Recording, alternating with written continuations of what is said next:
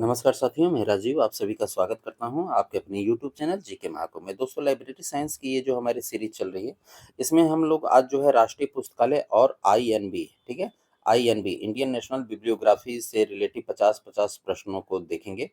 तो शुरू से लेके अंत तक जरूर देखिएगा। और ये बहुत ही इंपॉर्टेंट टॉपिक है। क्वेश्चंस जो है आते रहेंगे और आते रहे हैं और आते भी रहेंगे, इस चीज में कोई संदेह नहीं है। तो चलिए स्टार्ट करते हैं आज के सीरीज में दो टॉपिक को। राष्ट्रीय पुस्तकालय कहाँ स्थित है? तो ये कोलकाता जो है पश्चिम बंगाल में स्थित है। अगला प्रश्न कह रहा है कि राष्ट्रीय पुस्तकालय भारत का सबसे बड़ा पुस्तकालय है या नहीं? तो ये जो है भारत का सबसे बड़ा पुस्तकालय है। अगला प्रश्न कह रहा है कि राष्ट्रीय पुस्तकालय की स्थापना जो है कब हुई थी? तो ये 1836 में इसकी नींव डाली गई थी। अगला प्रश्न कह रहा है कि राष्ट्रीय पुस्तकालय का वर्तमान नाम कब रखा गया? तो 1948 में, ठीक है। अगला प्रश्न कह रहा है कि राष्ट्रीय पुस्तकालय किस भवन में स्थित है? तो बेल्वेडियर हाउस में स्थित है। अगला है कि राष्ट्रीय पुस्तकालय की स्थापना किसके द्वारा हुई थी?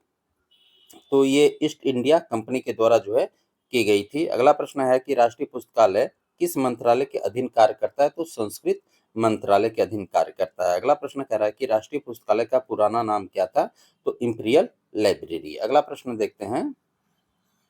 अगला प्रश्न कह रहा है कि इंपीरियल लाइब्रेरी और भारतीय सचिवालय लाइब्रेरी का विलय कब हुआ? तो ये 1902-3, ठीक है, 2 और 3 दोनों है, याद रखिएगा, 1902 और 3। अगला प्रश्न कह रहा है कि राष्ट्रीय पुस्तकालय का उद्घाटन किसने किया था? यहाँ पे सी गोपालचार्य है, लेकिन ये नहीं है, ठीक है, ये रॉन्ग है। सी गोपालचार्य नहीं, उस समय के तत्कालीन शिक्षा मंत्री जो है मौलाना अब्दुल कलाम आजाद के द्वारा जो है 1 फरवरी, ठीक है, 1 फरवरी जो है 1953 को जो है इसका उद्घाटन किया गया था। और राष्ट्रीय पुस्तकालय के प्रथम पुस्तकालय अध्यक्ष जो थे बी.एस. केशवन थे, जिन्हें 31 मार्च, यहाँ पे है नहीं, आप इसको नोट कर लीजिए, 31 मार्च, ठीक है, 31 मार्च 1948 को जो है इन्होंने ये पद जो है ग्रहण किया था। और 1948 में ही the name of change act के तहत जो है इंपीरियल लाइब्रेरी को राष्ट्रीय पुस्तकालय बनाया गया था। अगला प्रश्न देखते हैं। अगला प्रश्न कह रहा है कि राष्ट्रीय पुस्तकालय का उद्घाटन वर्ष जो है कौन सा है? तो 1953 है। अगला प्रश्न है कि राष्ट्रीय पुस्तकालय का मुख्य उद्देश्य क्या है? तो ज्ञान के संरक्षण और प्रसार के लिए पुस्तकें संग्रहित करना भविष्य के लिए। अगला प्रश्न देखते हैं। अगला प्रश्न हमारा कह रहा है कि राष्ट्रीय पुस्तकालय में कितनी भाषाओं की पुस्तकें संग्रहित हैं? तो 15 से अधिक भाषाएं। अगला प्रश्न कह रहा है कि राष्ट्रीय पुस्तकालय में कितनी से अधिक पुस्तकों का संग्रह है?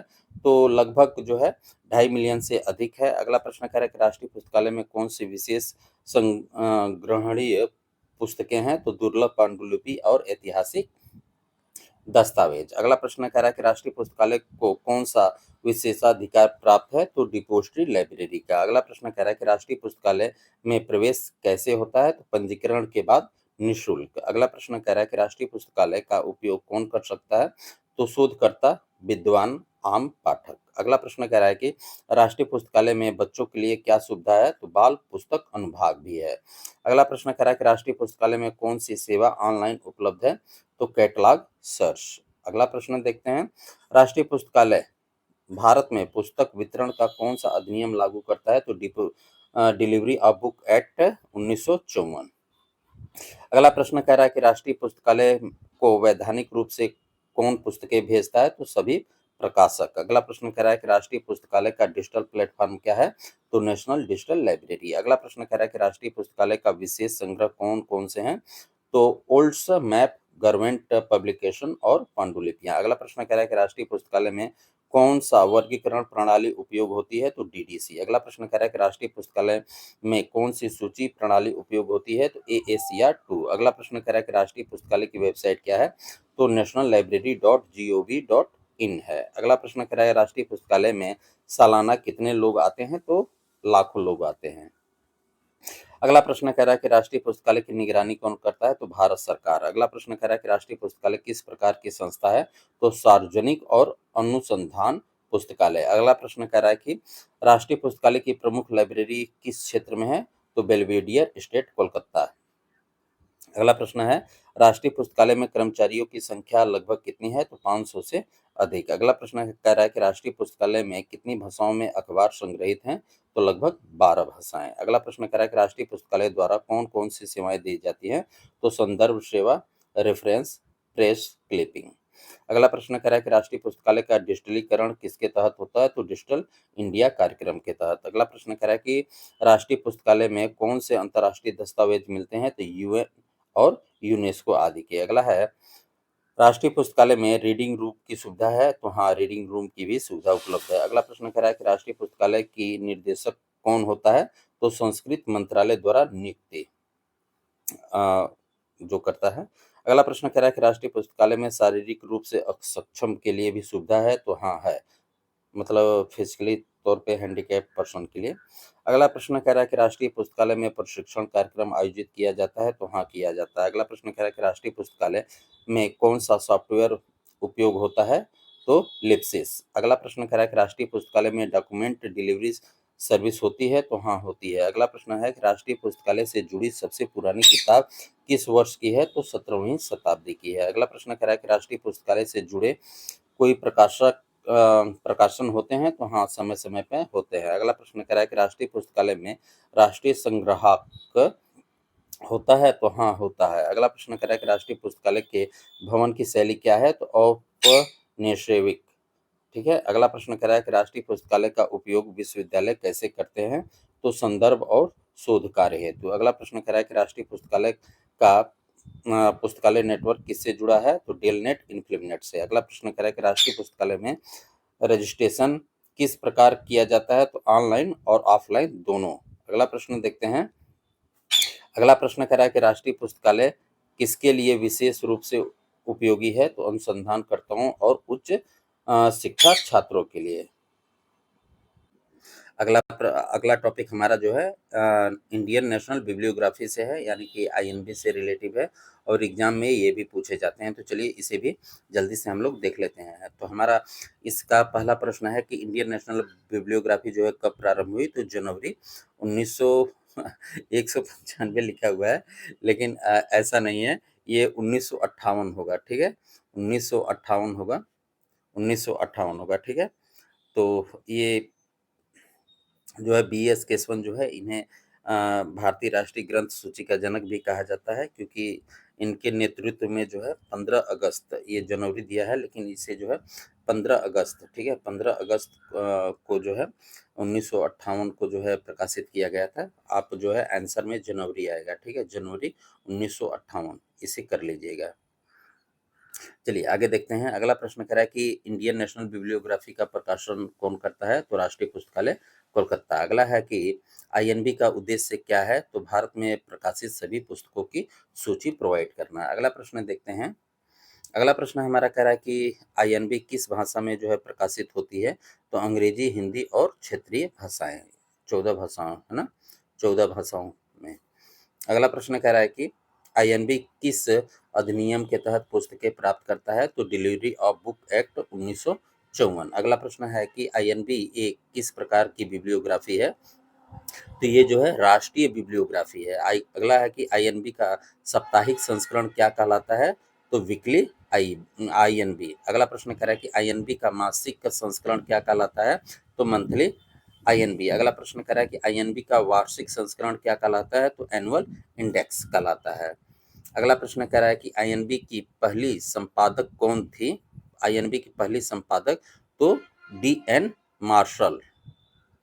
अगला प्रश्न कह रहा है कि आईएनबी किस वर्गीकरण पद्धति का प्रयोग जो है करता है? तो डीडीसी का करता है। अगला है, आईएनबी में वर्ग संख्या किस संस्करण के आधार पर जो है दी जाती है? तो डीडीसी के 19वें संस्करण के तहत। अगला प्रश्न है, आईएनबी में नामवाची शीर्षक किस विषय से बनाए जाते हैं? तो एएसीआर, और अब जो है एएसीआर 2, लेकिन अब जो है आरडीए हो गया है। ठीक है, आरडीए हो गया है।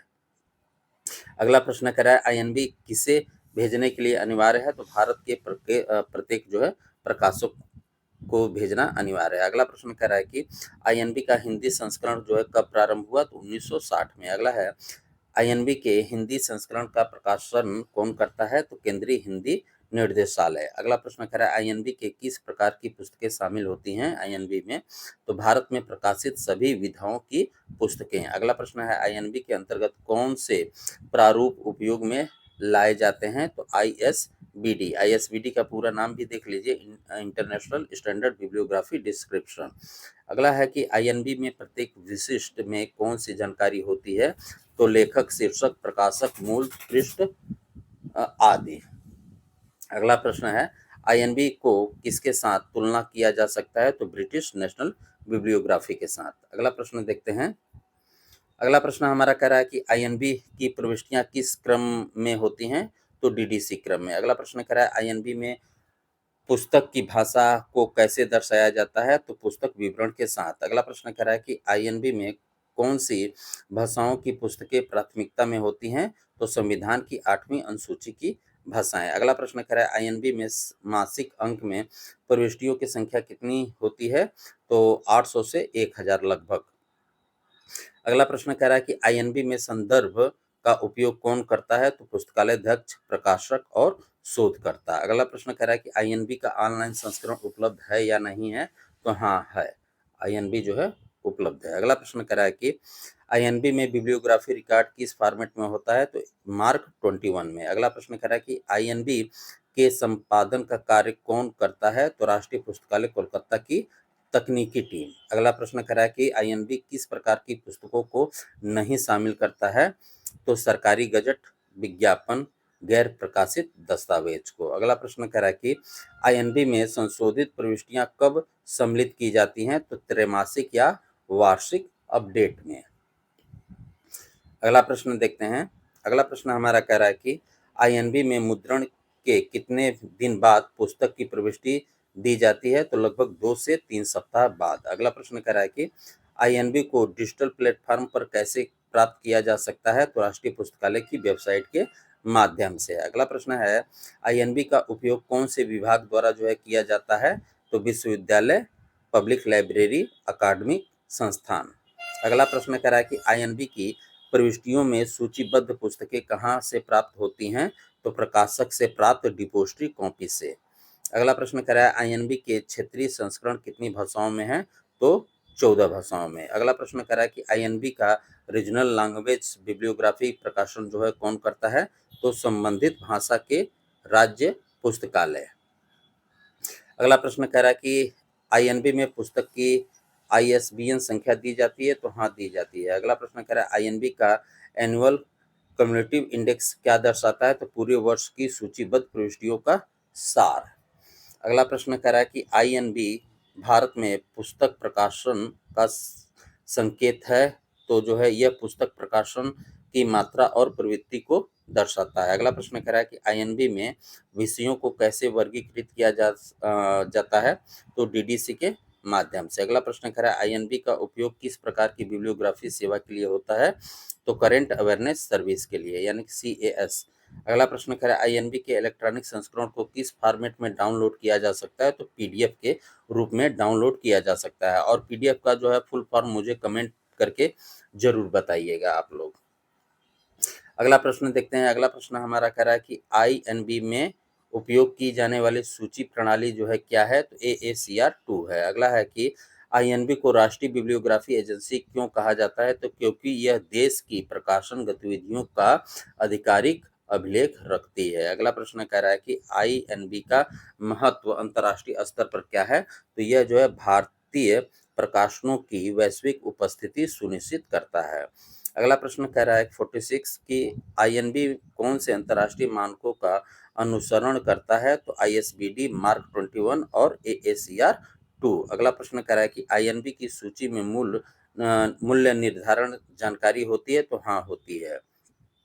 अगला प्रश्न देखते हैं। अगला प्रश्न हमारा कह रहा है कि आईएनबी में पुस्तक के विषय की शब्दावली कैसे दर्शाई जाती है? तो विषय शीर्षक, यानी कि सब्जेक्ट हेडिंग द्वारा। अगला प्रश्न कह रहा है कि आईएनबी में पुस्तकालयों के लिए तकनीकी सहायता कौन प्रदान करता है? तो राष्ट्रीय पुस्तकालय कोलकाता। अगला प्रश्न है आईएनबी का हिंदी नाम क्या है? तो भारतीय राष्ट्रीय ग्रंथ सूची। तो आज हमने जो है 2 टॉपिक को कवर कर लिया। और जो है कल की टॉपिक में हम जो है एलसीसी को देखेंगे, ठीक है? एलसीसी से रिलेटिव जितने भी क्वेश्चंस बन सकते हैं एग्जाम में, उसे देखेंगे। तो दोस्तों लाइक ज़रूर कीजिएगा अगर पसंद आया तो। मिलते हैं अगले वीडियो में, ख्याल रखिए, धन्यवाद।